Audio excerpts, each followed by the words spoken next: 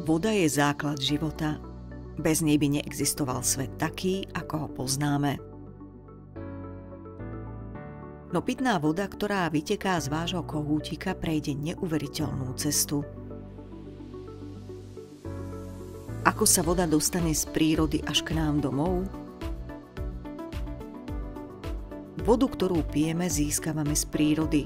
Môže pochádzať z povrchových zdrojov, ako sú rieky, potoky a vodárenské nádrže, alebo z podzemných zdrojov a prameňov. Podzemná voda nie je tak znečistená, preto si vyžaduje menej úprav, no na východnom Slovensku je menej dostupná.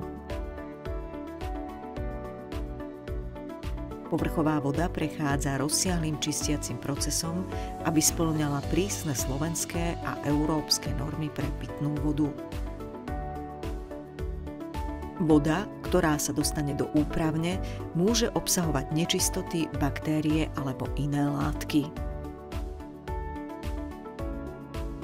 Najskôr prechádza cez mechanické a pieskové filtre, ktoré odstránia pevné častice.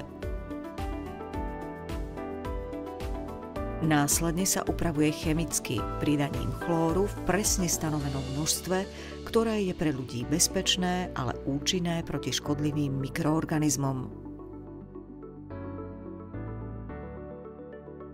Nakoniec sa vykonávajú prísne laboratórne testy, aby voda spĺňala najvyššie štandardy kvality.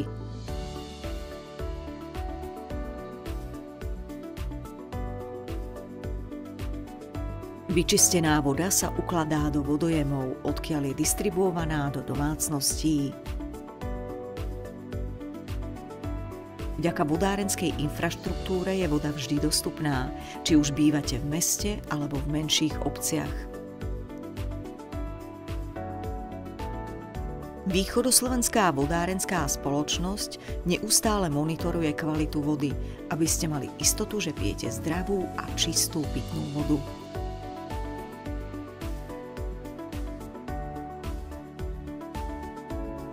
Obyvatelia, ktorí nemajú to šťastie byť napojení na verejný vodovod, si pri príležitosti Svetového dňa vody mohli bezplatne skontrolovať kvalitu svojej vody z domových studní v kategórii dusičnany prostredníctvom profesionálnej analýzy Východoslovenskej vodárenskej spoločnosti.